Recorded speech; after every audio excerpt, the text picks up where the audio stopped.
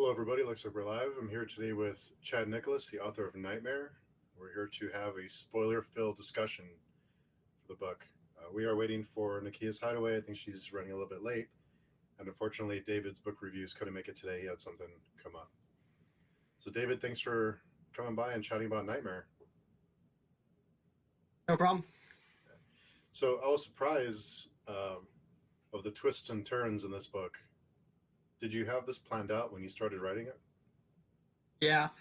Yeah, the first thing I had the idea for was the ending and how that would go. And I kind of outlined it backwards, trying to put together everything I'd have to do to make the ending hopefully work. So, yeah, definitely before I actually started writing, I had the whole thing outlined so I'd know how to set everything up. So, you kind of worked backwards from there? Yeah. There's a lot of with a psychologist and with that kind of. Did you study? Did you do any research on psychiatry and things like that?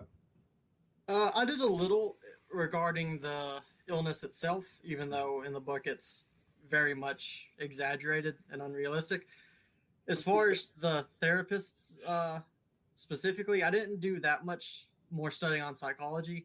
I kind of just, based on examples I'd already seen in other fiction and movies and stuff, I kind of based the psychologist character around those and then tried to go from there. I did do some research, but not an extensive amount.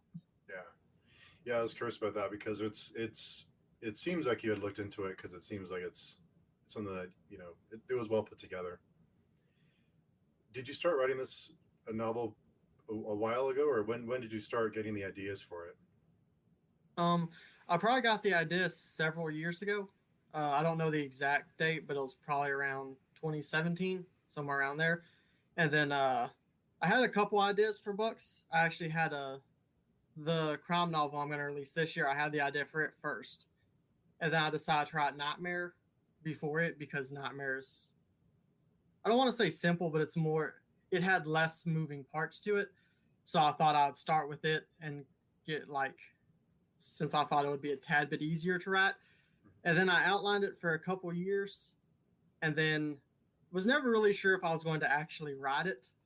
But eventually I think I really started trying to write it in 2018. And then in 2019, I gave it another shot. And then, that's when I actually wrote the first draft. Oh, okay.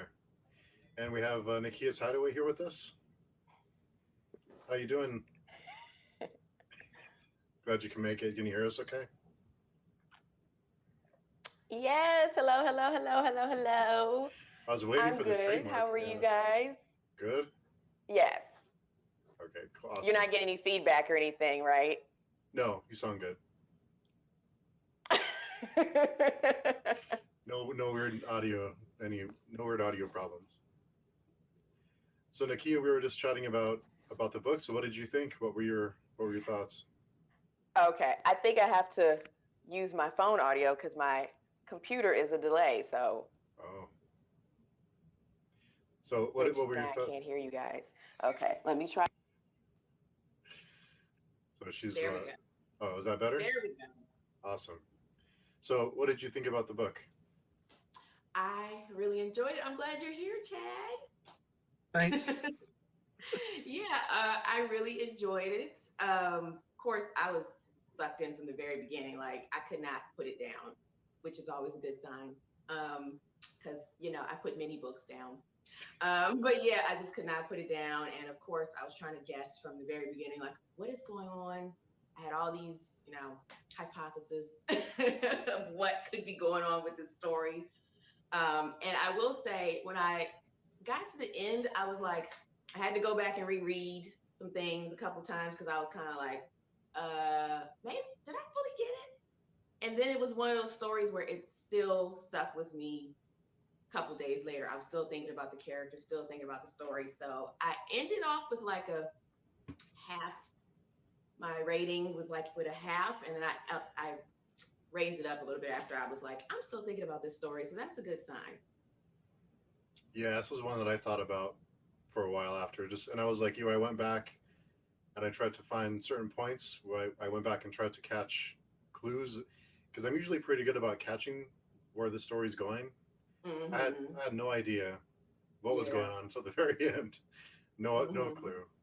Mm-hmm. Yeah, I was like, please don't spoil it for me, Steve. No, that's why I don't want to ask you about it because I was afraid to spoil something. So I thought I better just not say anything and just Mhm. let you experience it. Yes, yes. Are we doing spoilers here? Yeah, oh yeah, it's all Okay. spoilers. Yeah, Okay. yeah, we're spoiler filled. Yes, yes. Well, I have notes. 'Cause I have my book journal. I always take notes while I'm reading so I can remember when I go to do my wrap up. And then I had notes in my Kindle as I was reading, Oh, nice. highlighting stuff because I was like, "Ooh, that's a clue. Let me highlight that." So, what were some of the points that stood out to you? um, boy, so many. I will say, I thought, of course, because my imagination and me always trying to be 4 steps ahead of the story, I thought a lot more was going on than what was going on. I was happy that the dissociative identity disorder. Mhm. Yes. Yeah. I was glad that was revealed earlier. So I was kind of like, okay, well, that we know. But I still was like, how many of these, what's real, what's not, what's in his head, what's not? So that stood out to me. Just the way you wrote, Chad, to keep me captivated. Like I said, every page, every chapter ended off where I just wanted to keep going. I had to keep, wanted to know what was going to happen next. Um, it also stood out to me. I know a lot of people have been saying the characters, which I agree because I actually ended up caring about everybody. Um, yeah. I know a lot of people had an issue with the crows.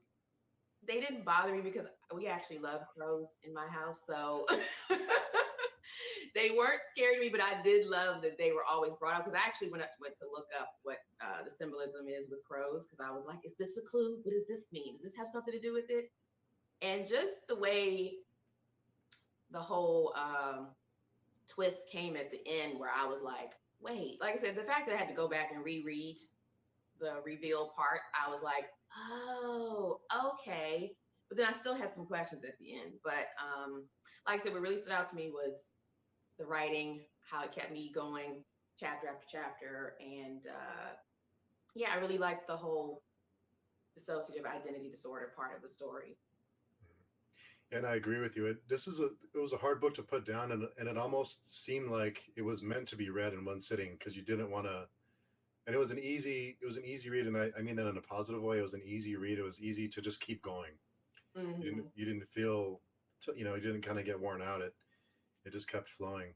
Yeah. Was that a goal of yours, Chad, when you started writing it to kind of keep the story fast paced and but not too fast?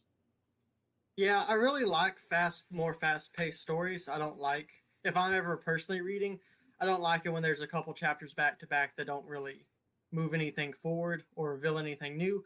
So definitely try to outline it where every chapter added something that wasn't known in the previous one. And it Mm-hmm. kept, that was one of the reasons, like Nakia just mentioned, as far as revealing the dissociative identity disorder early. In the first draft that I tried to write, which really didn't go good, I held that off and had it more of an halfway through, even kind of third act reveal. And then it really didn't work because it killed too much time at the beginning before it. And then also, it was one of those things where I figured people really paying attention would guess pretty easily anyway, based on certain stuff. So I figured it would be better to reveal it right at the beginning. So that way, what would have been a big twist is just immediately said. So then it leaves more curiosity of, well, if that's already been revealed, what else is there? So I did try to have a bunch of smaller plot twists throughout it so that it would be quicker and more fast paced and easier to keep reading because that's the kind of books that I enjoy. Yeah, Yeah, me too. yeah, definitely. So, Chad, what were your inspirations when you were writing the book? Was there certain things that inspired you for this story? I know you started at the ending and worked back, but were there things that inspired you, or movies or other books? Some of the bigger movies that inspired me, I really like Sixth Sense and The Prestige Mm-hmm. and the movies where there's a big twist at the end that changes everything. I really love The Prestige. It was Mm-hmm. actually the one where after I wrote the first draft of this book and I went back and read it, I actually watched The Prestige like a week later and I was like, I should have done this way better. I can foreshadow a lot more. So I used that movie as a template because like throughout it did a lot of things where it explicitly told what was happening without me realizing it. So I tried to use it as a template for how to foreshadow things correctly and how to set up a plot twist. Hmm. And then one other thing that was big, I used Split as a reference because I really like that movie for kind of how to do two different personalities. And then that there's one episode of Batman the Animated Series which I really like with Mr. Freeze where it really makes you feel sorry for him. And I kind of use that as a template for hopefully how to write Vincent, where even though he's the bad guy by the end of it, you really care about him. So kind of a mixture of those things I tried to use as inspirations and examples for how it had been done before, so I could hopefully start somewhere. Mhm. And our friend Lady Jane Books is here. Hey, Jane. She said The Prestige is so good. It's one of my favorites, too. Mhm. Yeah. It is a good movie. I love magic, so it's a good movie. Me too. Have you seen Now You See Me and Now You See Me Too? Yep, I love both of those too, especially the first one. I know. Yeah. Yeah, I actually ended up liking. Well, of course, I ended up caring about Vincent at the end, Yeah. because I couldn't imagine your life, being taken away from you, and you don't have a choice. Which I guess that brings up my first question. When he spoke about being in the grave, was that just kind of like it wasn't a literal grave, right? It was just more like where he was stuck. Yeah, it wasn't a literal grave in the sense that like it was an actual grave, but it was more of the in Scott's subconscious and the kind of dream world. He was stuck in a literal grave in the dream world, which is in the prologue. That's what Vincent's the one who crawled out of the grave in the prologue. But yeah, it wasn't a physical grave, it was a mental one in his head, I guess. But Right. Okay. Yeah. I felt for him at the end. I was kind of like, I mean, you wanted them. I at least wanted them both to be able to live together, but I it did seemed too. that was yeah, it wasn't Yeah. possible. So I felt for Vincent at the end. I was just kind of like, well, poor thing. Yeah, it is. That's a good point. Is I by the end, at the very, leading up to it, I thought Vincent was the villain, and that at the end, it's like, well, I kind of get it. After we knew that, what had really happened through the story, and all this other stuff. So that was a good touch there too, I thought. Right. And I will say, for someone, Steve knows, I am very particular about trigger warnings and all that kind of stuff. And there's a lot of horror that I don't read for that reason. So this is up there for the top for me because it didn't get too disturbing. Like sometimes I'm just like, I get to the end of a book or I get to a part where I'm just like, why was this in here? Like, I was even like, was there, I know people probably would think like, oh, there was child abuse and this is, and I was like, I didn't think it was that bad. Yeah. Which, I mean, it was bad to read it, but it wasn't to the point where it bothered me enough to where I didn't want to read it, or I would tell people like, oh, don't read this book because of I thought you did a really good job with handling the child abuse, and the gore was great. I loved it. Like the main thing that sticks out for me is when the crows come out of the scarecrow's body cavity. I love that. I really enjoyed writing that scene because I was originally just gonna have the crows land on the scarecrow, and then while I was writing, I kind of got into the scene, and I was like, no, it'd be creepy if they crawled out of it, and it was like a really gross, kind of like the alien from Alien coming out of the chest, but with crows. Oh, yeah. So I really liked writing that scene. So I'm glad that you liked it. Yes. I'm all here for the gore. Yeah. And I had gotten some warnings. It's funny you bring that up, Nakia, that I had gotten some kind of just like, hey, heads up, this is a really, it can be disturbing. And so I went into it kind of prepared for the worst. And at the end, I was like, well, that's not, I mean, I think it went far enough to where it wasn't too much, Mm-hmm. it was impactful, but it wasn't over the top or unnecessary. So I thought that was nice too, because there was enough to make you feel it, but not enough to like turn you off on the story. So was that a concern of yours, Chad? Yeah, kind of, because I'm not a massive fan of like excessive gore. Like that's the main reason I still haven't watched the Saw movies, even though I think they sound Mhm. cool. It's just at certain points I feel like it gets carried away, but at the same time there are certain things in the book that, from a story standpoint, I knew needed to happen. So I tried to have the more gory aspects be mentioned, but not necessarily described. Like at one point it says what Vincent did to the people that took April, which was I wanted to be really disgusting and horrifying to establish how insane Vincent was, but I also didn't want to describe it, so I kind of have them offhand mention it in an ominous way. That way, and the one the death of Joey, since this is full spoilers, I knew that had to happen, but I really didn't want to describe that happening. So I tried to find a bloodless way for it to happen and then have it happen off screen Mhm. or off the page, so that way you know what happened for the story, but it's not like, I don't like reading this description. It's just it did happen. So I tried to balance the gore where didn't feel like I was just doing it to be excessive. Hmm. I thank you.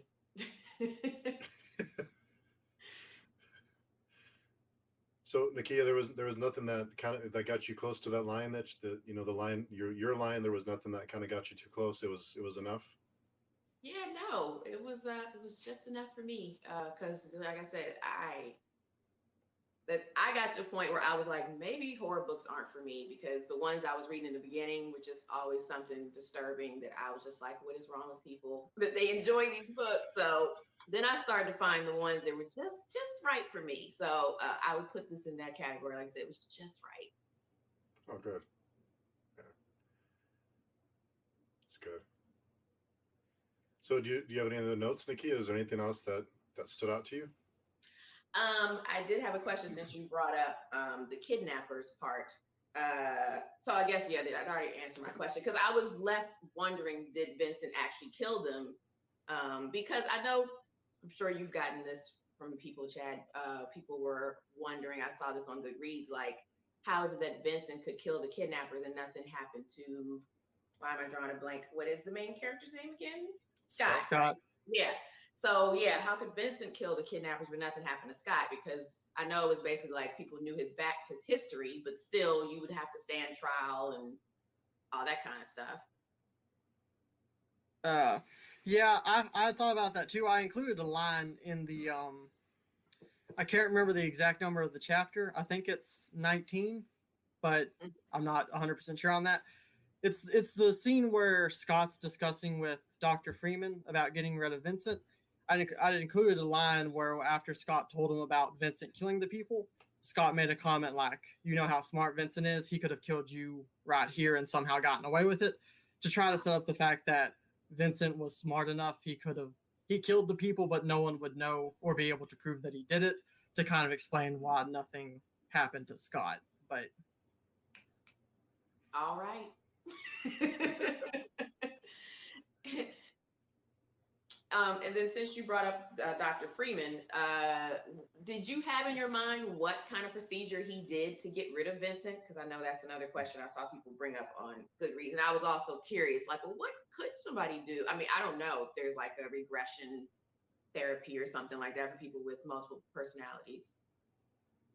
yeah, that's one of the things where the the way I use the split personalities in the book isn't remotely realistic, aside from a few of the basic traits. And I knew that I'd have to have a. I knew that I wanted one personality to make the other one kill himself in his head. So that took a lot of planning to figure out what I would have to tweak to the mental illness to make a story where that could happen. So the procedure that the doctor did isn't something. Thanks. He commented he liked sweater. Uh, uh, Yeah. uh, Yeah, so the procedure that the doctor did isn't something that would actually be done, because the way the personality happens isn't something that was actually done. So I didn't want to go into a lot of detail about what it specifically was, since it wasn't realistic and didn't have a massive impact on the story. So I kind of left that vague on purpose, because there was purposely no the DID was purposely unrealistic. So things like that were just created for this story, I tried to not be extremely specific about. Okay. It That's a was good question. realistic to me, so it worked for me. I thought it was realistic, but hey, I thought you handled it really well. Even for to deal with mental illness as a topic, it was handled really well with um, taking into account both sides. I'm someone who, not myself, deals with mental illness, but there's a lot of mental illness in my family. So I do know what it's like to be on the other side of the family dealing with someone with mental illness. And I thought you did a really good job handling that. Thank you. Yeah, And yeah, that what was, made that's a you good want point. to? Oh, I'm sorry, Steve. No, that's a good point you brought up. Yeah, what made you want to tackle mental illness for your first book? It was kind of a. It was basically what happened from the ending. I've always loved the plot twist where it was all a dream at the end, but most people really don't like it and kind of make fun of that plot twist. And I've always thought it could be really cool. But I thought the one thing that had to change was if when it's revealed everything was a dream, there has to have been real stakes to it beyond the character learns something on the journey. So I was like, well, the only way I can add stakes to it is if the character can die in the dream. But then I wanted to add where there's an antagonist within the dream creating stuff and do a more outlandish horror elements from a slightly more grounded. It's in his head at the end. So I knew I needed to do a split personality to do that and have both of them kind of at war with one another. And then just from that, I went with the mental illness aspect of it and kind of worked from there. Because I didn't want to be like another personality possessing him or something.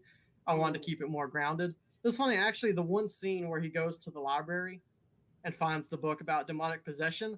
Yeah. I really hate it in movies where the whole mystery thing is solved by them going to a library and finding a random old witchcraft book. But I knew Vincent needed another explanation beyond the hospital one for Scott to think is the real thing so that Scott would be convinced he had to kill himself. And the only thing I could think of was to do the more generic witchcraft book, even though I really did. I was afraid that some people would read that and go, oh, this is dumb, and then quit reading at that moment because they thought that was going to be how I tied everything up. But yeah, that was one of those where I'm not a massive fan of the trope, but I tried to use it to hide some of the other stuff I was trying to do. Hey, I'm here for the all a dream thing if it's done well, but I understand people would get annoyed. Yeah. And I thought when he found the book, I was like, oh, where are we going now? Because again, it was just like, what is going on? Every turn, it was like you could have taken it anywhere, and I would have been like, oh, okay. Yeah. So, Chad, I was surprised of how young you are when this book came out. I was really impressed with the book, considering your age. When did you start writing and kind of get serious about publishing? Again, I mentioned earlier I had a few ideas for books, and I've always really liked books. I used to read them a lot back before I was homeschooled, and then I kind of didn't read as much for a few years, and I've started back recently. But I've always really liked movies and stories and just any kind of thing. So I had some ideas, but I never really thought I would write them. It wasn't until I really started writing, even when I wrote the first draft of Nightmare, I was just kind of doing it just to see. It wasn't until I wrote the second draft and really, because I wrote the first one just kind of in some spare time, not putting a lot of, like, I was putting effort into it, but like I wasn't really paying attention and focusing. When I did the second draft, I really spent a lot of time outlining, planning, would set aside like entire days just to write chapters.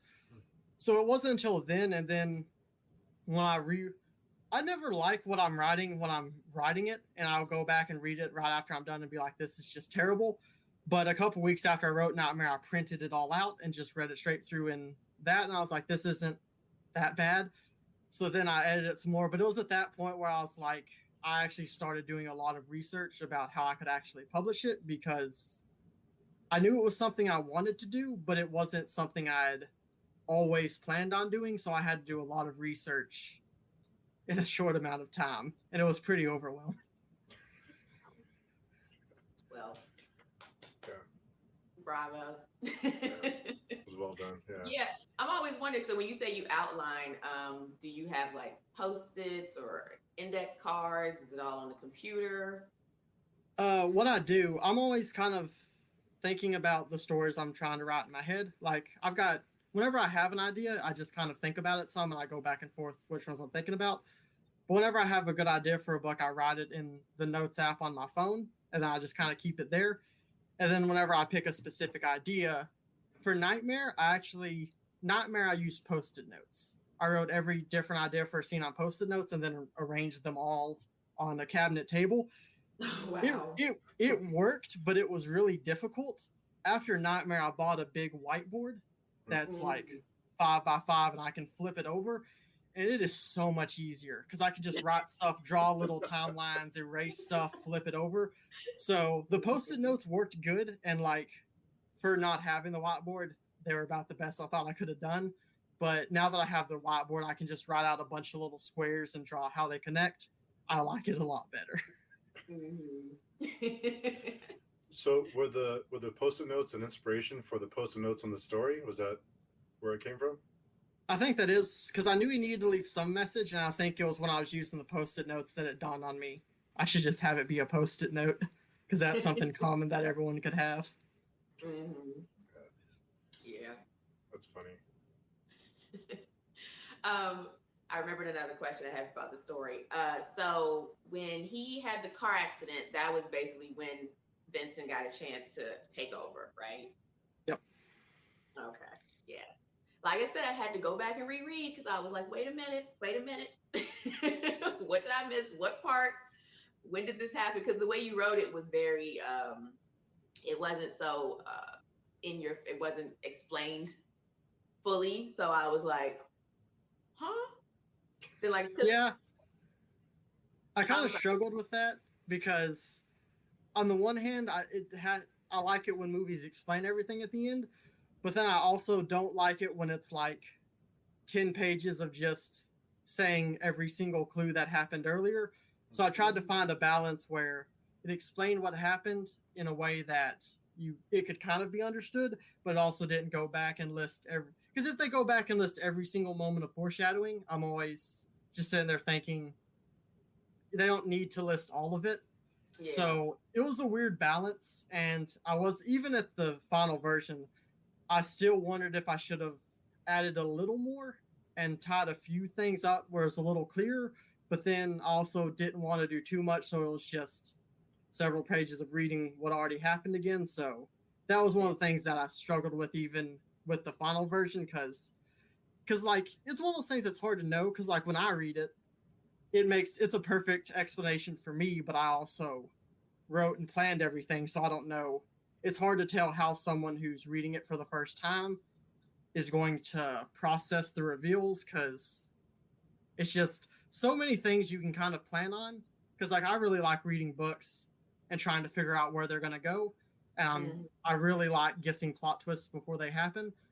So I can kind of judge how to do reveals on that, but then the end explanation is something that I really wasn't sure exactly how to do. Yeah, no, I like that I had to go back and reread it and be like, oh, like I said, I think I reread it twice when he explained what happened. And then I was like, oh, okay. Steve, what did you think was the twist? Or did you have any guesses? I didn't see the twist coming.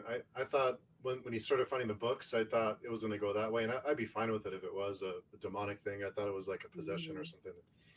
What really threw me off is when Vincent started killing everybody towards the end. I know. And then I thought, okay, what is going on? Like, what's going to happen? Because this can't be. But I had no clue where it was going or what was going to happen. And every time I thought I might have a idea, something would happen and throw me off. And when Vincent killed the therapist, and everybody starts dying, and especially when Scott finds the dog, I thought, okay, well, it's Scott doing everything, but he's doing it in his sleep, or he's like a insomnia thing where he can't sleep and he's doing things he doesn't remember. But like I said, when other people started seeing Vincent and they recognized him, that's when I was like, what is going on? What the heck is happening? Mm-hmm. Yeah. Yeah, I with some of you can go oh no, ahead. go ahead. With some of the stuff like he said the dog and he thought Scott was doing it. Certain stuff like that, I tried to when I was writing it, I was like, what would I think would be happening at this exact moment? And when Vincent did when the dog was dead, I was like, well, if I was reading this, I would think that Scott's doing it and not realizing it. And I was like, so I'll let that be what people think for a couple chapters. And then that's why I was like, and then that's why I wrote the scene where the kids saw Vincent too, because then that would throw me off. And then Mm-hmm. like also when Tommy killed the girl, I'd thought for a second I was like, well, people might think Tommy inherited it from his father. So I tried to play that as it might be a reveal. I tried to use everything that I would have thought would have been a reveal and kind of leave that maybe be the answer for a couple chapters so that by the end of it, like with the Scott thing, one of the big issues to Scott doing it was the fact that he was never sleeping. So when would he have been blacking out? And I had him never sleep because I wanted to set up that this whole thing was a dream. And I was going under the assumption that you couldn't fall back asleep once you're already in a dream. So I tried to find a way to hide that and make it mean something else. So I tried to have them reference it to the fact that Scott couldn't be blacking out. But I tried to play with that and I was hoping it worked okay. Yeah. You got me. No. Uh, I my whole time because of the therapist, I just knew there was something going on with things not being what they were supposed to be. Like something wasn't there in his mind. That's where I was going with it. But I thought for a minute Dr. Freeman was the kidnapper because I don't know if you did this on purpose, but when he was in his therapy session and he said something like, oh, when he was blaming himself and it's like, it's my fault, I treated him. And I was like, oh, well, maybe Scott's not there. Scott's in Dr. Freeman's mind. It's him trying to deal with being a kidnapper or something. That was one of the things. And then later when Dr. Freeman died, I was like, okay, I was wrong. Then That like, one- oh, I'm sorry, go ahead, Jeanette. That one never actually occurred to me, but that would have been a crazy plot twist. I kind of wish I'd thought of this. I always go further than the story goes, and I'll be like, okay, I put too much into it. But the other thing was when Steve said when everybody started dying, starting with Dr. Freeman, I was like, okay, well then I thought everybody was in Scott's mind. I thought the kids weren't real, the wife wasn't real, none of it was real. Then, like you said, when you started talking more about Vincent and him having his own life and the wife knowing him and being okay with him, then that's when I was like, okay, well now I don't know what's going on. But I still was like, somebody's not real in this story. I didn't think it was, I just thought somebody wasn't real. I thought one of the kids, like maybe the daughter, forget the one that was in the cage at the end, but Okay. I thought maybe she wasn't real. I was like, somebody's not real. Yeah. Another thing I thought might be is I thought maybe he was being manipulated by Dr. Freeman to think that he was being used as like a weapon for like a sick like a project. He was being manipulated by Dr. Freeman, so I thought maybe he's being Dr. Freeman's like the puppet master, and he's using Scott he's having him do things and just kind of playing with his mind. Or another thing I thought was maybe he's dead and he's this is his purgatory. This is his, he's being punished. So that maybe he's just stuck in this loop and it keeps happening over and over again. Kind of like, I forget what movie it was recently that came out, but everything just keeps happening in a circle over and over again because he would remember things that no one else would, or he would pictures, and the pictures, those threw me off too, because they would talk about the pictures and he didn't remember things. And Right. so that's another one that really, really made me wonder, okay, what's happening here?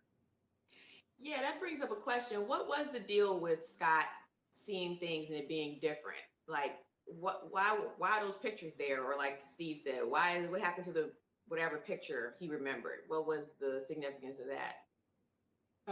Well, with that, it was me trying to foreshadow it was a dream. So with the twist at the end, Vincent was the one who was ended up creating everything Scott was seeing in an effort to get Scott to kill himself. So things like that's why there's no pictures of Joey, because Vincent would have no idea what the pictures of Joey looked like.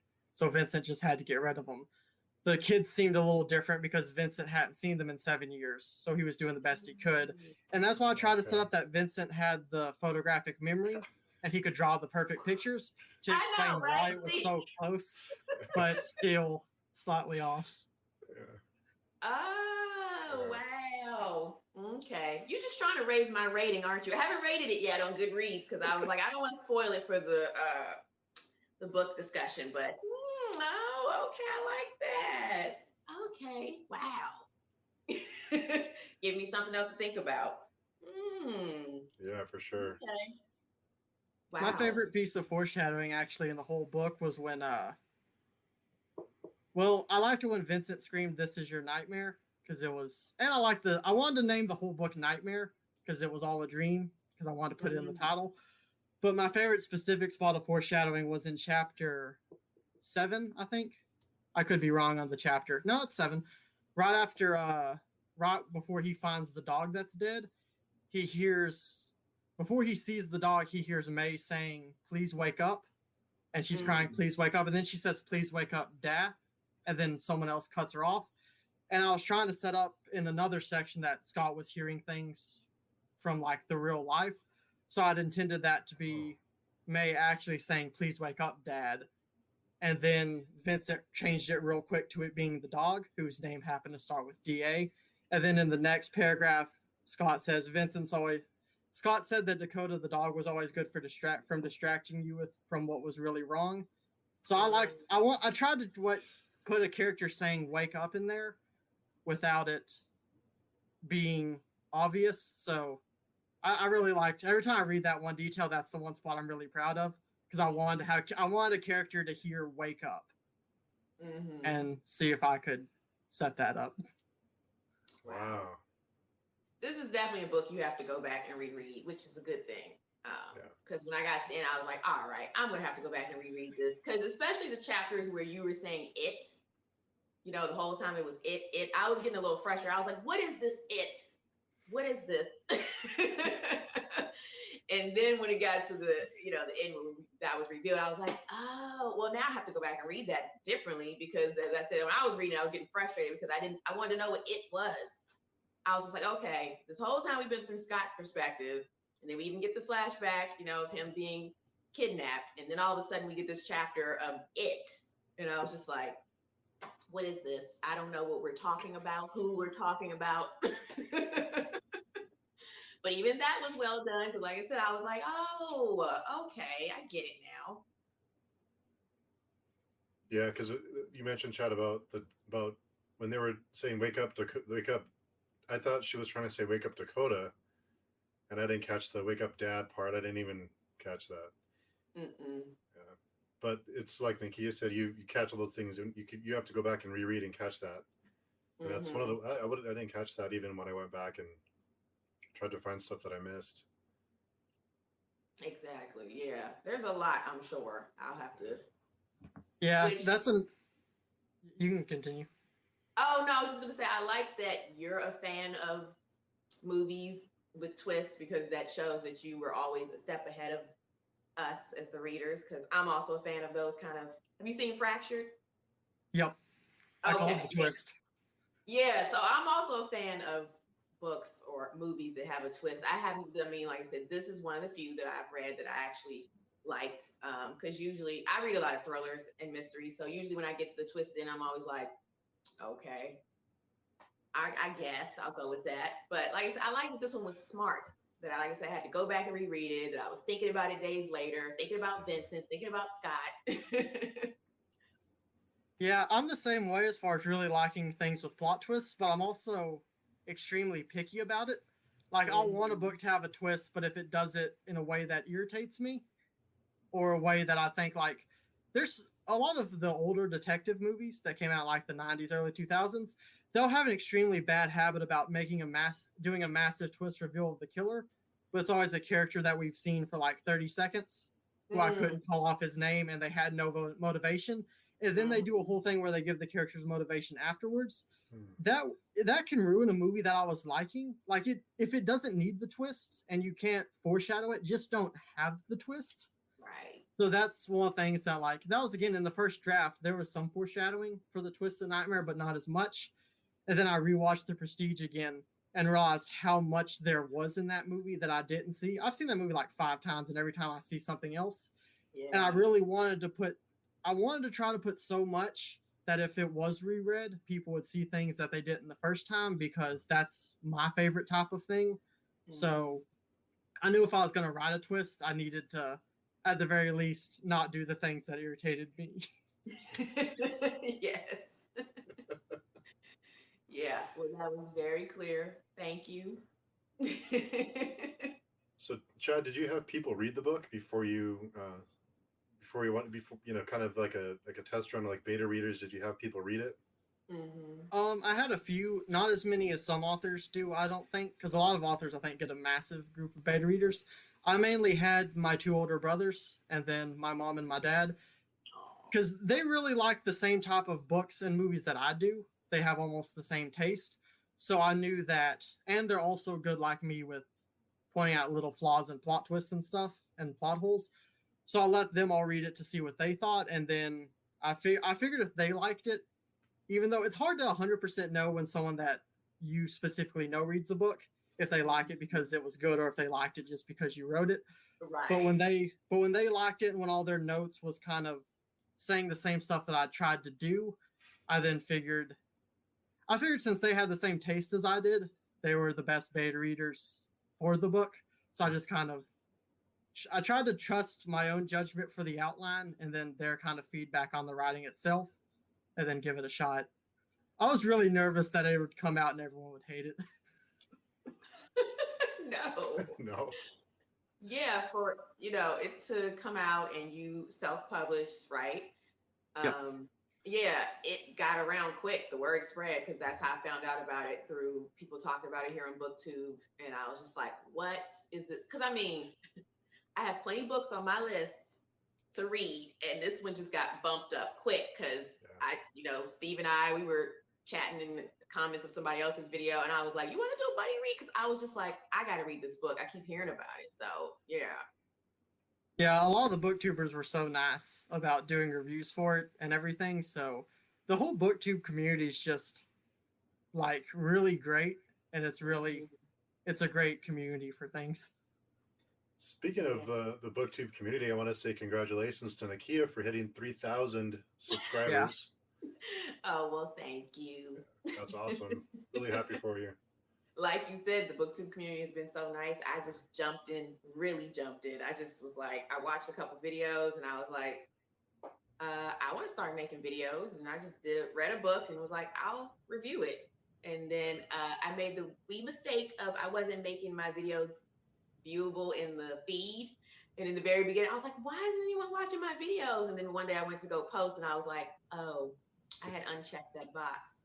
And it was like, once I took that check mark off, then I was just getting the views and the comments and everything. And I was just like, wow.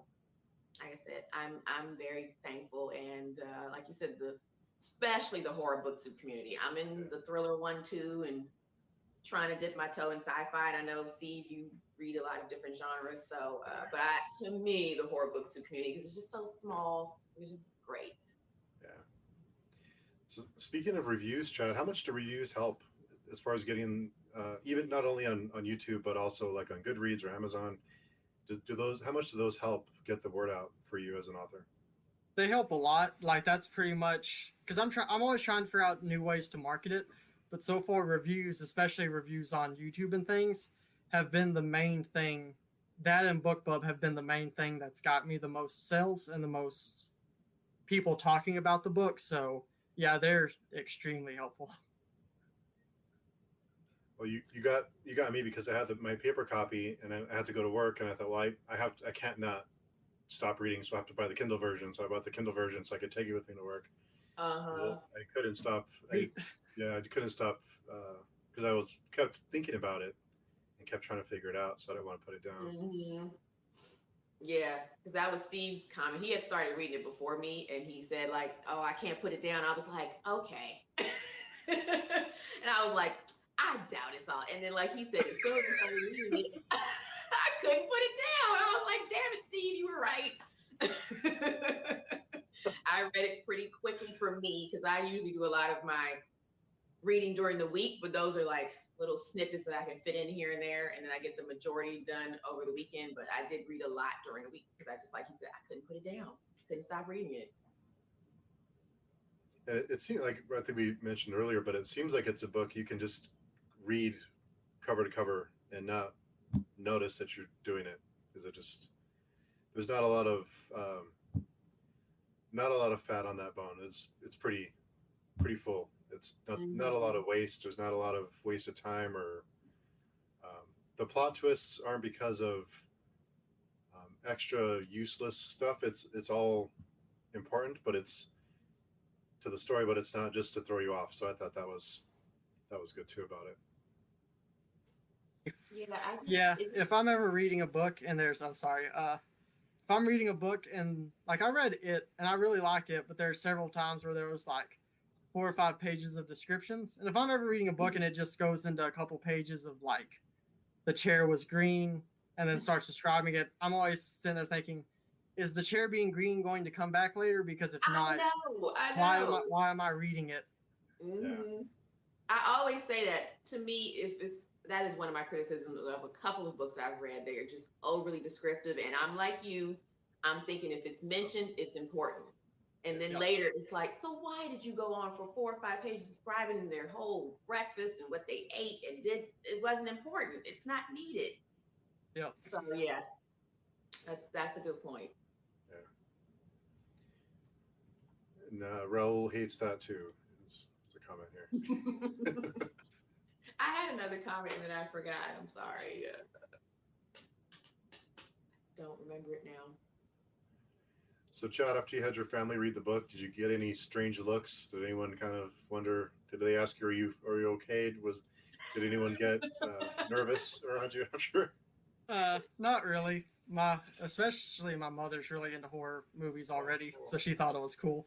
And then no, my family's pretty comfortable with me. I guess they gave me a hard time about it at a few spots about murdering children, but but yeah, nah, no, not too strange of looks, Nice.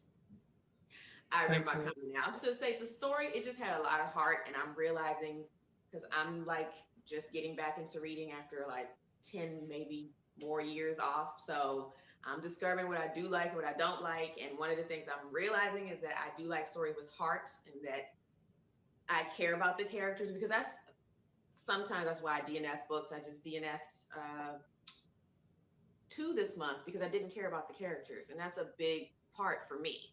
If I don't care what's going to happen to you, I don't. I'm just reading to be reading. So, like I said, it had a lot of heart because I ended up caring about Scott, and then later you did a really good job making me care about Vincent because at first it was like, okay, who's this and why should I care about you? But then when the fact that, like I said, he was killed and he didn't get to experience, he got a taste of being a father and a husband, and then that was taken away from him. I was just like, oh man. And then as a mom, I couldn't imagine if something happened to my child. I'd have probably killed them too. So I could relate to that too. So like I said, I understood his motivations and everything. So I'm one of those people where I know sometimes the villain of the story, people will be like, "Oh, I didn't like them at first," and I'm like, it was probably only a little small part that where I didn't like Vincent, and then that was quickly turned around, and then it was just like, "Oh, well, dang, I feel so bad for him." Yeah. So again, the heart was there. I loved it. Yeah. And to that point, I think you really felt for Scott the way his parents reacted after, uh, like during when he started going to get therapy and he started seeing Hmm. Dr. Freeman. I thought Hmm. that was probably what a lot of parents, what their reaction is to something like that is. I don't know if you'd say denial, but they weren't very supportive of the whole process. So I wonder, was that on purpose to not make them very likable, Chad, to the parents? Yeah, Scott's parents were just the worst people. uh, Mhm. they're actually the one character that I wish I could have written a death scene for because they were just like, which that's bad to say, but like some of No. the characters didn't deserve it, but his parents were terrible. Yeah, they weren't nice Mhm. to Scott, and then they were just like locking Vincent in the room, not feeding him that kind of stuff. They were just. I wanted to make sure. I wanted to set up that Vincent meeting Karen was like the first time that he was happy, so I wanted to Yeah. make his past as sad as possible. So I purposely made the parents as horrible people as they possibly could have been, to the point of Mhm. where it was almost too much. So yeah, that was definitely on purpose to make them extremely unlikable. Yeah. Yeah. Yeah, I think I partially understood where they were coming from, but I'm also no, as a mom, I wouldn't necessarily be that mean about it. Like the mom, I was just like, what's wrong with you? Like, I mean, like I said, I kind of understood because it's like whatever's going on with him, fix it. But at the same time, I was like, where is the compassion? Where's the, my whole thing is I would want to understand what did my child go through? I would want to know, and what can I do? Not just Mhm. whatever it is. I don't want to deal with it. I don't want to know. Yeah. Yeah, especially after something so traumatic that happened. I mean, because what he went through is awful. So their reaction is just makes everything worse. Knowing that they're Hmm. not supporting him, and yeah, Yeah, it's really terrible. yeah. Did you worry about going too far with that, Chad? With uh, him being locked up and the way that he was tortured? Was there any concern with going too far there with what happened to him? Not really. The one spot in the book that I was really concerned with going too far was again what happened to Joey, because doing kids is doing killing off kids is one thing, but Joey I thought was a step farther. So I really paid a lot of attention. And again, I wanted Joey there. I almost considered taking Joey out just because I knew at the end I wanted it Scott, Vincent, and April, and everyone else would have to die by that point. And I almost took Joey out, but I really wanted Joey to be there. So it was another thing of foreshadowing because like even when Scott first gets home, Joey's not there until Scott freaks out and says, "Where's Joey?" And Mm, then Vincent right. just has to have them just like the dog.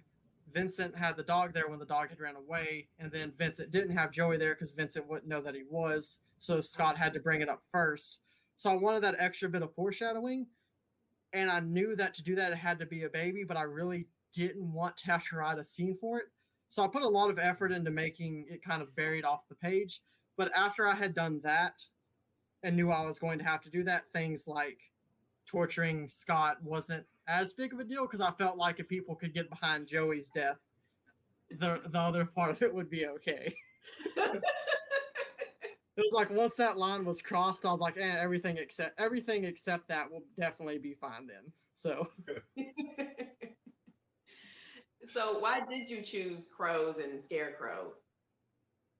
I did the scarecrow because I don't know, I cannot remember what gave me the idea for the scarecrow, but I had the idea to have the therapist and the one that Scott kept trying to get a hold of be dead as the scarecrow where Scott passes him every day, but then doesn't realize it's him until he's moved and it's reveal. And I really like Mm, the imagery that a scarecrow has. So I wanted that to be incorporated. So and like things like this therapist having a brown coat, like the scarecrow had a brown coat and the hat and everything. I wanted to set that up too. So I really I really wanted to have it in chapter 8 where it being the scarecrow, then he takes off the mask and sees the therapist. I don't can't remember what gave me that idea, but as soon as it did, I knew I was gonna have to do it. And on the crows, in the first draft, there's only one crow when I was at the very beginning. But then when I was going back through it, I was like, well, Vincent and Scott would need something extra scary and something to symbolize the horror rather than just the dude who abducted them. I'll make it be crows that tortured them because I already had the scarecrow. And then I realized that I could make it where Scott says he dreams about the crows, so that way I could put the crows in the whole book to foreshadow that Scott says he dreams about crows. Crows are everywhere and they look unrealistic, so therefore it's all a dream. And once I realized I could use crows to foreshadow it, I decided to add them into a lot more scenes. And even then they ended up being in more scenes than I had originally planned. But it was just I was writing so many scenes, and I'd just be like, crows would work really well here. So I would add them, and they'd be like, well, they're almost in every chapter, but they're cool. So Yeah. I like how the crows were Scott's nightmare, and then there was the blood for Vincent. So whenever Yep. Scott saw blood, that was Vincent, right? yeah. I got that. I like that. It's crazy how much is packed into such a relatively small book. You managed to pack a lot of not only twists and turns, but just information and little little clues here and there. Yeah. Thank you. I'm sorry. I just said thank you. Are you working on something else? Yeah, I just finished. I sent a draft of my second novel to my copy editor about a month or two ago, and then she finished the copy edit for that. And I actually just got the proofread copy back from her a week ago, so I'll look over it one or two more times, and then hopefully have it up to pre-order in a month or two. It's going to be called. It's going to be called Shade, and it's a part crime thriller, part action thriller. It takes place in two different timelines, and the chapters cross cut between the two. One chapter's past, one chapter's present, which was extremely hard to outline, especially the end chapters, because something changes with the end chapters that was very difficult to outline and make be cohesive at all. But yeah, the past chapters are more of detectives hunting for a serial killer. The present chapters are a little more horror action oriented. So I really liked combining those two genres. So I'm really excited for it. There are several things in it that I thought turned out well. And it was actually my first idea. And it's a little bit longer. It's about an extra 13,000 words, The Nightmare. So I'm excited for it. Oh, well, I'm excited now too. So Chad, if Nakia and I read your next book, would you be willing to come back and chat about it when it gets released? Absolutely. Right on. What do you think, Nakia? Would you be up for that? Of course, like he said, you put horror and thriller and crime, because I love detective stories too. So like you, so yes, that sounds good. Now I will let you know, I'm very particular about these dual timeline stories. They just has to be done right. My only thing is just like sometimes the author does not make it clear whose point of view we're reading or which time we're jumping in between. So I trust That you. was I have the exact same feeling about it. So I'll go and mention it now because of certain things that happen later. All present chapters are written in normal font, and all flashback chapters or past chapters are written in italics. All right. And I thought that gave them a distinct feel. And then certain things happen later where that's really necessary. So my editor actually did warn me that some people don't like whole sections written in italics. So I really debated not doing it, but for some of the stuff that I do, I really think it works better. So that I think that helps distinguish the two. So still may not like the book, but the two timelines will hopefully be clear. Like I said, I trust you. I'm looking forward to it. Yeah, you earned my trust. So, Mm-hmm. and I did promise Leslie from the Nerdy Narrative to ask you about that. So I'm glad Nakia brought it up about your the next book you have that you're working on. She's really excited about it. She's traveling, so she wasn't able to make it today. But yeah, she made me promise to ask you about your new book. Yeah, Leslie's super nice. Yeah, she's really friendly. Yeah. Yeah, so let us know when that's. Or we'll keep our eyes peeled, but let us know, and we'll if you're willing to, would love to come back and chat about it. And yeah, definitely. Yeah. So when you mentioned a crime story, a serial killer that jumps back and forth in time, just out of curiosity, the first thing that came to my mind is the first season of True Detective. Is that something that you've seen before? I've heard about True Detective, but I've never watched it. The thing I used as the basis for the two timelines, even though the story itself isn't at all similar, was Arrow, the first couple seasons of the TV show Arrow. I'm really into everything superhero related, so massive nerd. My daughter, that's one of her favorite shows. So I used it to it's kind of what it's even in Nightmare, the flashback chapters in Nightmare. I had the idea to do them because of Arrow. I knew I needed some way to give Vincent more screen time, but I knew in the plot of the book I couldn't. So like, well, Arrow uses flashbacks to explain things. I can use a few flashback chapters to explain something in Nightmare. And then when I was writing Shade, I was just writing the present timeline, and I was like, this really.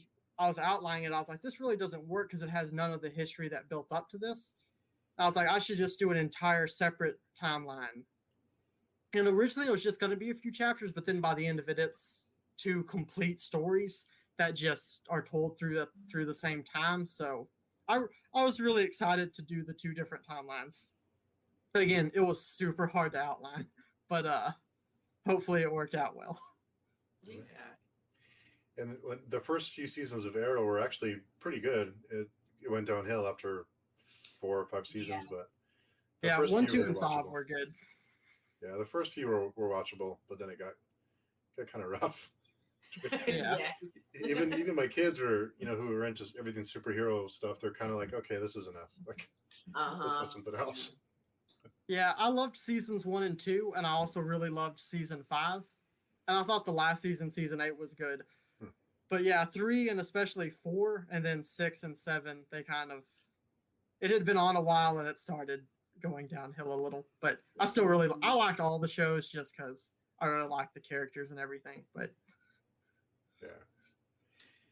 So if anybody watching has questions for Chad, be sure and get them in before we wrap up. Yeah, I like your Mickey Mouse shirt. Oh, thank you. Yeah. Yeah, I have to see, do I have any other questions before we, Yeah. Let's see. I think I got my questions in. Because when I knew you may come on, I was like, well, let me have some questions just in case. But yeah, I think I got my three main questions in. Who did the artwork? Was that? Miblart did. They're a cover artist company that I found. Yeah, they did. I kind of said what I wanted: a crow on the front. I wanted 2 main colors aside from the title. I wanted little cracks to kind of be the cracks in the mirror and the cracks on the windshield. So, okay. So yeah, and I thought they did a great job, and then all the interior artwork too, like the little details above the chapters, and then in chapter 8, when Vincent's name is said for the first time, I left a comment. I was like, when they was doing the formatting, I was like, could y'all add a little different font to Vincent's name to kind of make it creepy? And they added that massive scratched word Vincent, and it was just, I thought it was awesome, and it was way better than I'd expected. So yeah, Miblart did a great job. They're super nice. Yeah, they did. I loved all the feathers and the birds and the trees. I loved it. Yeah. And Mazda Booktuber commented, if outlining one book is hard, imagine adding a dual timeline. So how much more time does that add to your editing process to have the dual timelines? It doesn't add a lot more to editing because it's just the extra chapters, but there's not a significant difference. The main thing is writing it and outlining it the first time, because the main issue I found was, if it wasn't that this new book also has plot twists and reveals, the issue is certain things happen in the first timeline, and I had to find ways to hide them from being explicitly mentioned in the present timeline, because I didn't want the reveal of the past timeline to be ruined by chapter 1 of the present. So having to figure out how characters could talk about the events and then go from there made it difficult, and it also made keeping the pacing consistent difficult, because I had to, and the way the characters thought, I had to go from writing a character one way to a character a slightly different way, because in the past their personality changes because of what happens. So that required more editing, because I had to go back, and after I wrote it, I then went back and edited it chronologically one time to make sure the character's thoughts grew throughout the actual story and didn't correlate with the 2 different timelines. But Interesting. Raoul did have a question for you. The feedback you received for Nightmare, did it help you write your second book, or did it make you second guess yourself? It didn't make me second guess myself as much. The one thing I will say that the feedback was good on, a lot of people commented on Nightmare that they really liked the story and really liked the plot twist, but some of them mentioned that in the first couple chapters, the writing wasn't terrible or anything, but like the prose wasn't as experienced as fancy as it could have been. And I think one part of that's due to the fact that I hadn't wrote a lot before, and when editing, I didn't I didn't have experience editing before. So for this book, because I knew that was something that I struggled with and something I could definitely improve on, I spent a lot of extra time and I did a whole extra couple rounds of edits where I just looked at what was already written and tried to write it in a better way, vary how the sentences are structured, add more description to things. Not description that doesn't come back into play, but like describe things, give it more of a setting. And I feel like regardless of the story and stuff, my prose and writing, I definitely I definitely worked really hard to improve it and make sure that it was getting better and was something that more flowed a lot more. And I asked my editor to look out for it and point out stuff like that too. So that feedback definitely helped because I think it showed me what I could work on.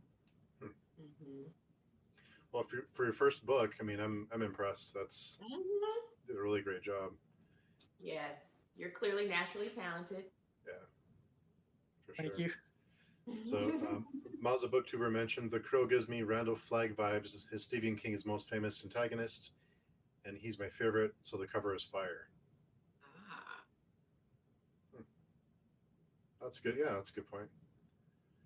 And the cover is really it's simple, but I didn't even catch the windshield cracks on the cover. no, I You know. mentioned it. Yeah. Mm-hmm. And he did have a question. Do you ever come across writer's block? And if so, what do you do to break free of it, of the block? Writer's block happens a lot more if I haven't detailed outlined what I'm about to write. If I sometimes I'm really specific. I outline almost everything, even to the point of what conversations characters will have and when. But every once in a while, there'll be a chapter where I don't outline as much, and those are always when I get to them, I immediately regret not outlining because I'll just sit there for 10 minutes and be like, "What sentence goes next? What should they do here?" But there are some days where it's kind of like some days I wake up and it's like when I start writing, I'm really feeling good about it and I feel like it's going good. Other days I can sit and stare at the thing for like 3 hours and get nothing written. But the only thing sometimes I'll do if I stared at for a while and I haven't been able to do anything, sometimes I'll kind of get up from writing for 10, 15 minutes, listen to some music, just kind of think about the story and not on what the next sentence is, and then sit back down. But typically, if I'm having trouble, I just try to keep writing and write something anyway, and then just later on that week go back and edit it and go from there. Is there any type of music that you listen to kind of get the juices flowing? Yeah. Yeah, it depends. It depends on what kind of scene I'm writing. I try to kind of pair it a little. Like, for example, I'm writing my third book's going to be a slasher, and I'm working on it Oh, at the cool. moment, the first draft. So if I'm ever thinking about it, I kind of listen to. I really like Aaron Fraser Nash on YouTube. He does a bunch of raps about horror characters and stuff, and then like the Merkins do a bunch of horror themed songs. I like listening to stuff like that to do those. For Shade, the detective one, I listen to more crime thriller music. I don't Mhm. I don't have any specific examples. I really liked the song "Awaken Alive" by Skillet. I don't know if either one of you have heard that, but it was actually the song I was listening to when I had the idea for Shade, which was my first book idea. So ever since then, I've connected that song with the idea. I don't know if it matches the tone perfectly, but Hmm. it's always been the theme song to that book in my head. Yeah. Yeah. Interesting. Uh-huh. So, Nakia, did you have any other notes or any other questions for Chad?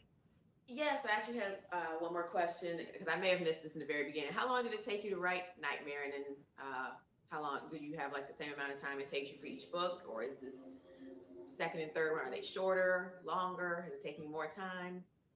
Um, for uh, for Nightmare, I spend a lot of time outlining, and then I outline them in my head. Like I outlined Nightmare in my head for probably a couple years, and then I outlined it on paper for half a year probably. But then the actual writing, I did the first draft of Nightmare over a couple months, and then the first draft wasn't that great, and then I really sit down committed to a second draft, and I got it done over the course of 3.5 months in between right in the summer before I was about to start college.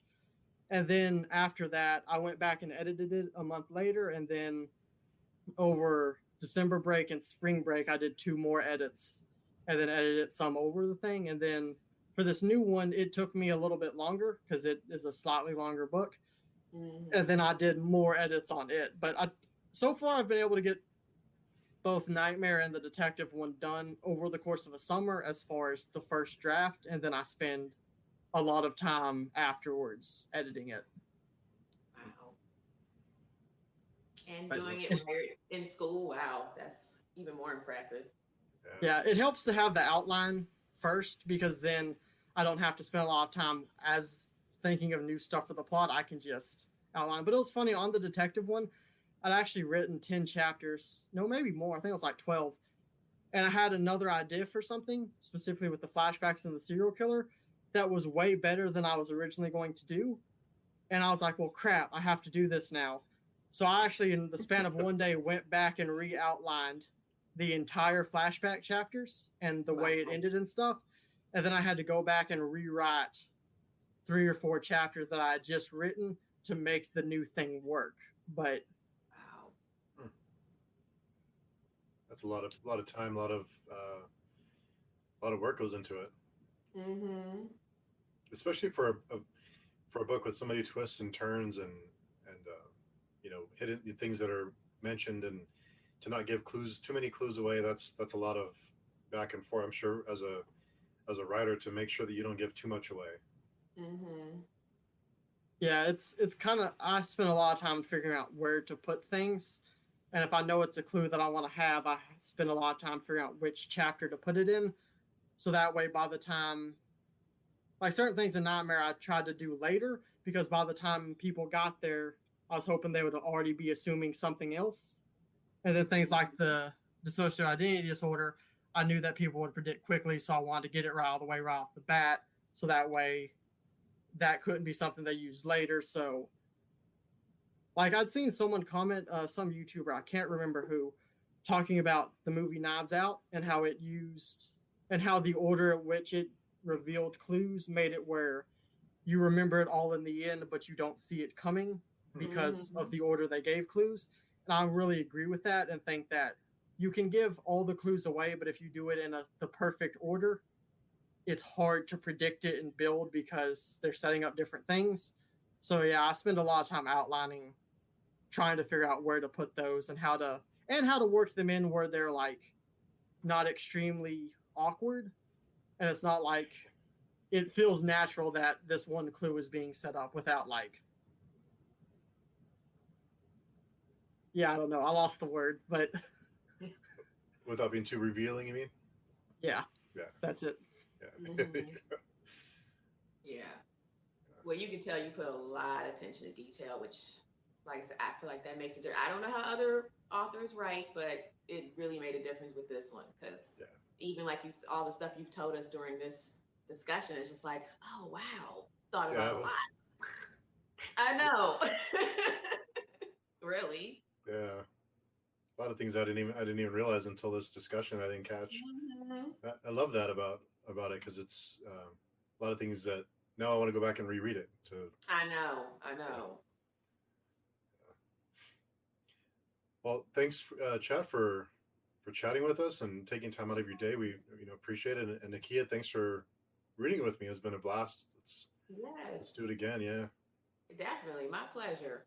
Yeah. Thanks so much for having me.